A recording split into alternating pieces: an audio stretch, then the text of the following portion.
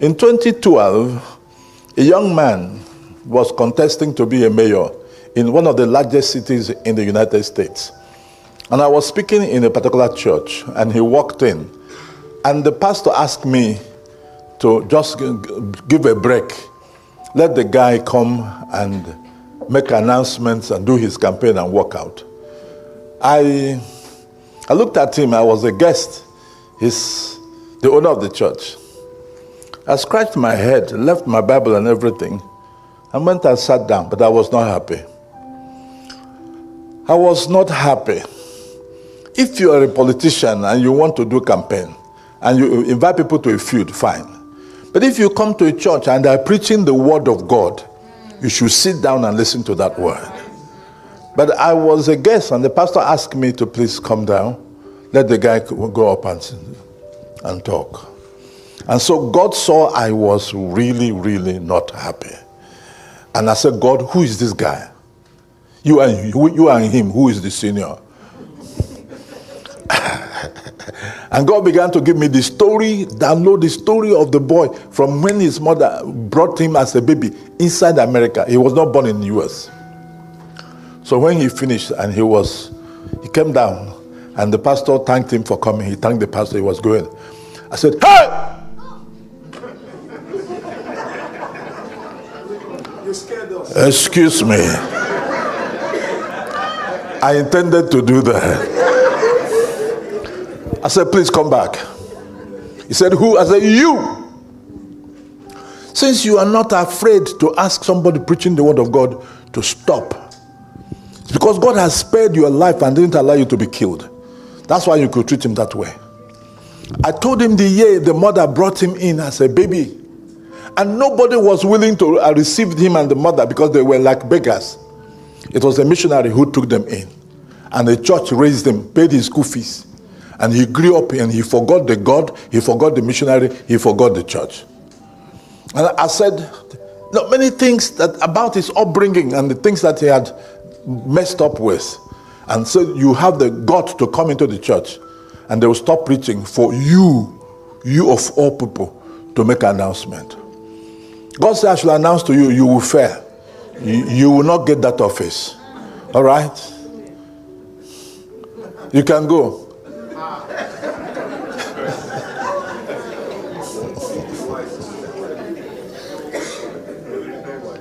He refused to go. And he was sweating, and suddenly he started crying. He came back. I said, no, you have done your job, you can go. He knelt down. He said he's sorry. I said, then you should talk to God. It doesn't concern me. Do I know you before? It is God who told me the things I just said now. He said, nobody on this earth knows those details except his mother. Even his wife doesn't know. That he's very sorry. I said, okay, you can go. He said, no, please. I should ask God to forgive him. I said to him, you are broke. You know it. If it's financing your campaign, you can't even finance it. So why do you want to be a mayor? He laid down on the floor and said, please, ask God to forgive me. And God said to me, tell him that because he has come back and is showing remorse, that he will forgive him not because of him. He forgive him because of his wife.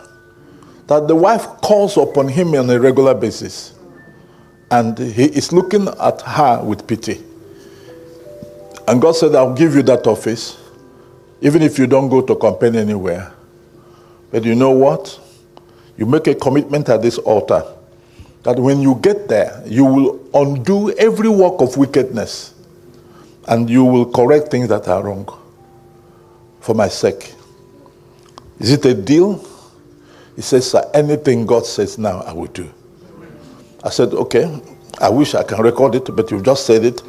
If you deviate from it, you'll be in soup. I prayed for him. And then he went to the middle of the church and came back. I said, my friend, I was preaching. You stopped me. You want to campaign again? He said, no, sir. That he want to get my contact. So I said, you go. There's a white lady at the door on the right. That lady has worked for us for 30 years. Just stop there and ask her for my contact. She will give it to you. So, not long after, well, he won the election. God gave it to him. And not long after he won the election and became the mayor, a few weeks after he called me, I had gone back to Nigeria, that he wants me in that city. The city is Miami. He wants me in Miami. I said, excuse me, son. I told you that I don't live in the United States. I told you I live in Nigeria. He said, yes, sir. But I also asked you to be my covering and my mentor. Because no pastor had told me about my life like you. I said, did I accept? He said, yes, sir, you accepted. Okay. So I bought a ticket. I flew down there. And then we went out to a restaurant to talk. I said, so why did you ask me to come? He said, where does God live? Eh? I said, this is a theological question, not a political question. Do you want to be a pastor? He said, he knows where he's going. I said, okay. Everything I can remember about God and where he's living, I told him. So he said, where does Satan live? I said, in Job chapter 1, we are told that he's moving up and down. It doesn't have a fixed address. You know. He said, I know where he lives. I said, where? Have you found out? He said, yes, in the mayor's office where I just moved. So you saw him there. He said, everything and everybody there is wicked. You have to do the wrong things. Join the occult, join evil spirits in their group. You have to do everything wrong to be there. So it's okay. You know how you got there. That those wicked people didn't put you there. And you made God a promise. Let me remind you. Fire all the wicked people. You have the right. If you can defend it and you can investigate and find them and convict them, fire all of them. All of them. Check Christians who have not have their raise for a long time. Their promotion has been delayed. Raise them to where they should be. Fire all the contractors. Get decent new contractors. And you see, they're in charge of 2 international big airports in America. You know, and all the revenue come to his office. Fire them and then bring in new ones. He said they will kill him. I said, look into my eyes. I said, can you kill God? He said, no. I said, why? He said, he won't even know where he lives. I said, fine. I said, fine. Your life is hid in Christ, in God. Trust me. You know, even if they fire you, the bullet won't work. So go ahead and do what God said to you to do. Otherwise, you are out. His hands was shaking on top of the table. So I left him. I prayed for him. I said, can I go back to Nigeria? He said, yes, sir. But in case I call you again, will you come? I said, yes, I will come. Now, that's a gate. In a big country, as large as America, that have 51 states, and there are some states are big like Florida. A city, a big city like Miami, is bigger than some countries in Africa. The mayor is a major gate. So he went back to the office, set up a committee. They should investigate everybody's existence in that office. That sent a shock wave. Because this man will find out things. And as he found out things, he started sacking them. Sacking them. To his surprise, instead of them killing him, they became tender. They became repentant. I told him that it's not genuine. You know, just go ahead and do what you're supposed to do. That the Christian and the godly people who were not, Mama, can I ask Baba to come? Baba Malaya. Let me ask him to come. Reverend Malaya, my friend, come here.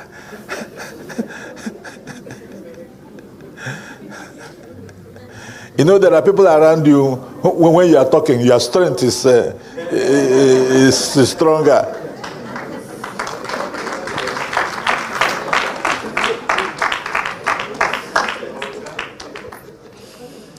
So he did that, and in America, there's nothing you do that is hidden. The records were going everywhere. So he called me and said, yes, are you asking me to use my money again to fly? Because I refused to collect anything from him. He said, they are threatening him that he will not come for a second time. I said, are you the one who put yourself on the first time? Excuse me, how did you go there by God and you want to return there by human beings? Forget about second term. Forget about second term. Tell them you're not coming back. That you will disarm them. He said, okay. And he never called me again until he finished his second term. By the time he was finishing his second term, one of the biggest corporations in New York asked him that they have been following his record and they want to pay him 10 times his salary as mayor of Miami if he can come and handle their corporation the way he handled this office as a mayor in Miami. Of course, quickly, as soon as he handed over, he left for New York to take that position. So I called him.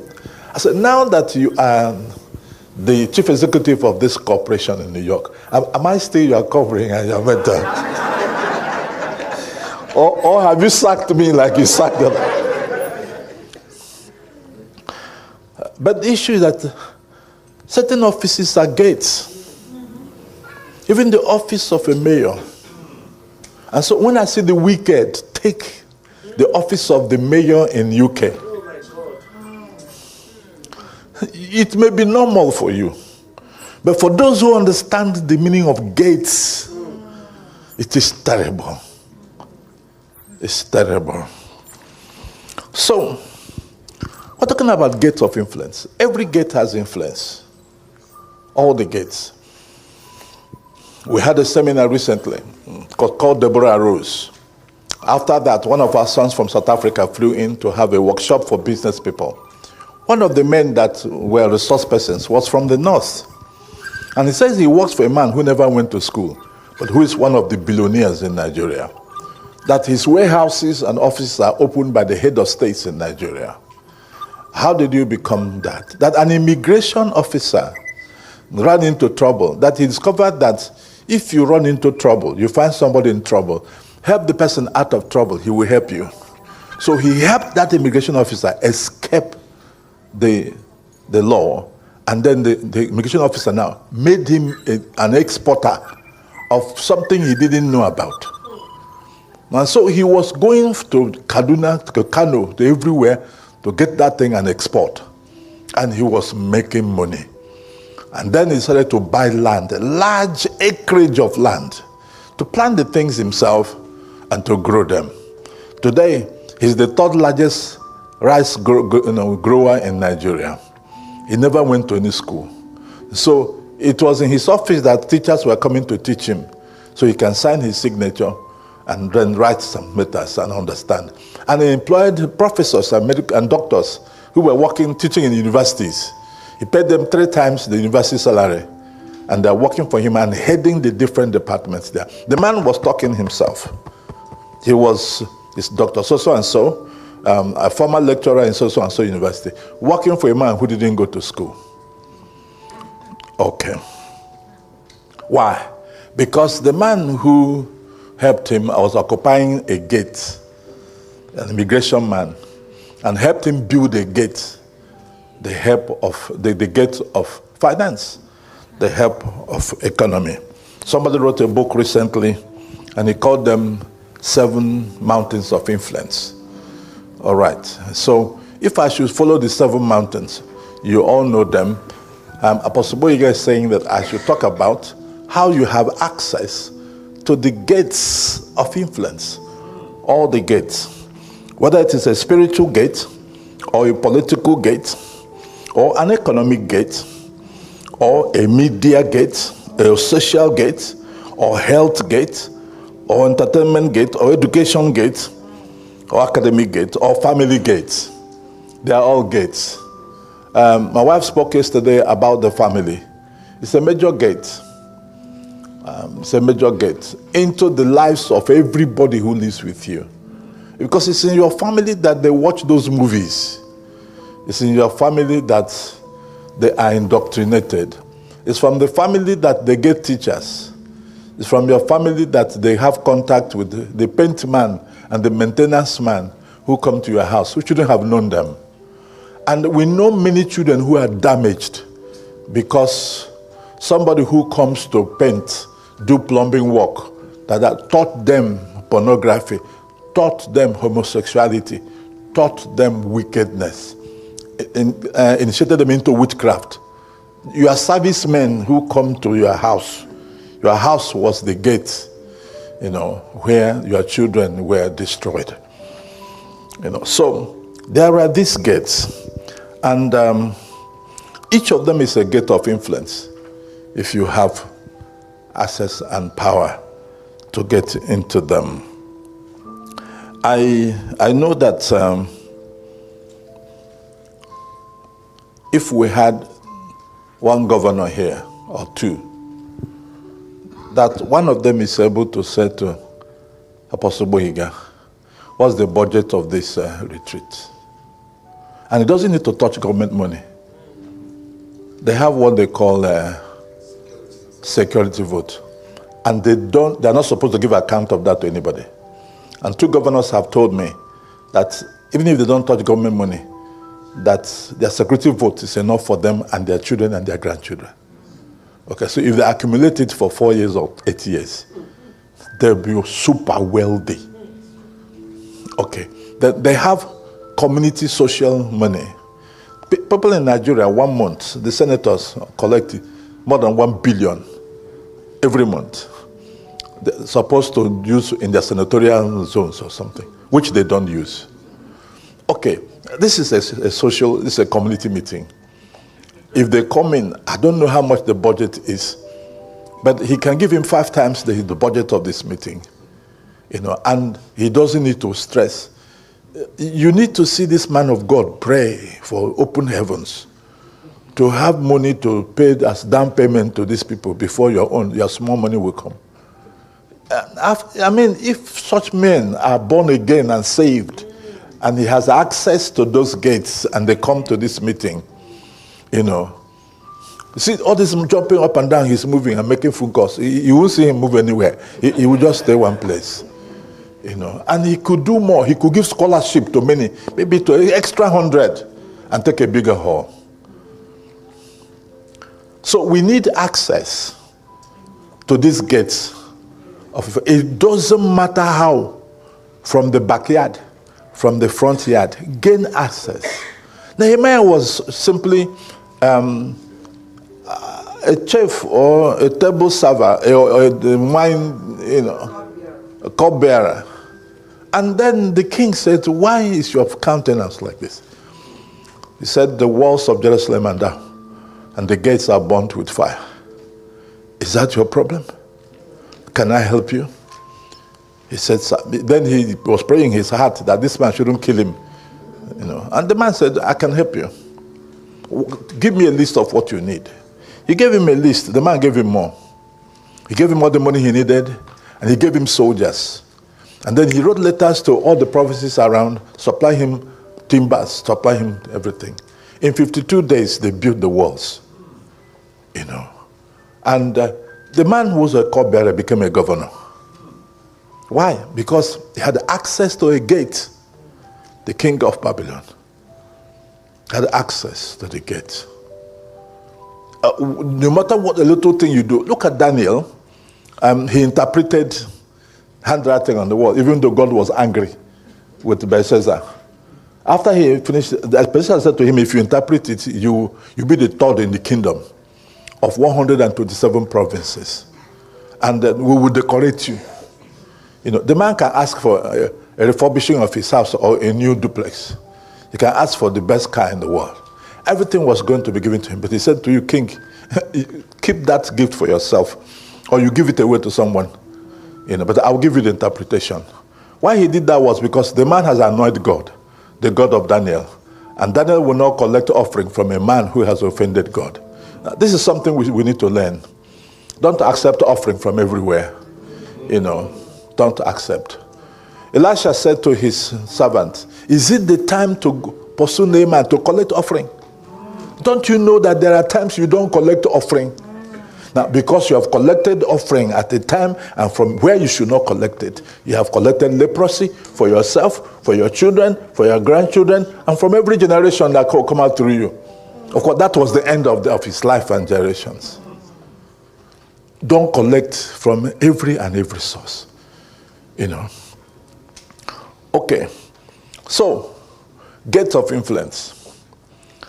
If God enables you to contest for any election, please go ahead and contest. Go ahead and contest. And I want you to know that it's a fight. That's why I wrote the second book, Battles at the Gates. It was my experience with the mayor of Miami, who told me that Satan lives there. And I told him, go and fight him. Go, don't ask for anything. Just go to war. And Miami will never forget him. And New York, where he is celebrating him. You have to get up one day and decide to fight at the gate.